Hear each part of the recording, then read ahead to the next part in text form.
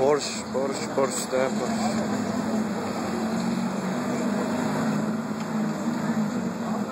F458 İtalya geliyor. F458. Abi sizi bekleyelim mi? Abi ben 9-10 geçe kadar buradayım.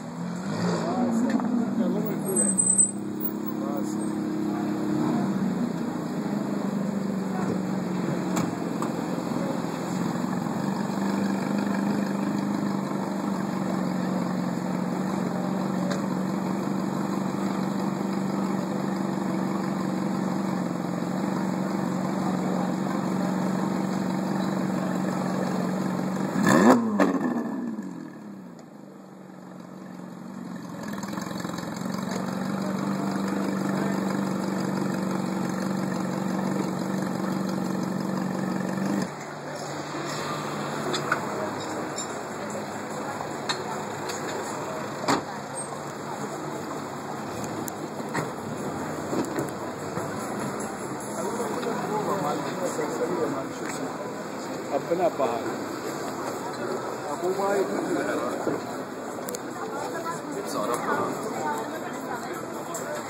Abi.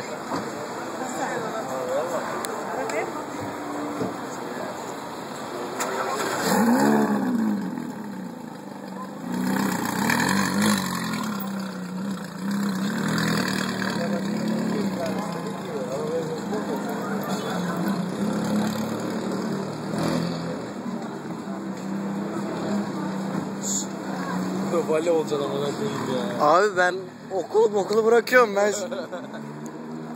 Abi çalıştım, ben gaza bastı ya, egzoz patlattı, ödüm götüme girdi abi. Ha? Gözüktü tabi. Oran oradaydım bilmiyorum da. Büyük ihtimal onların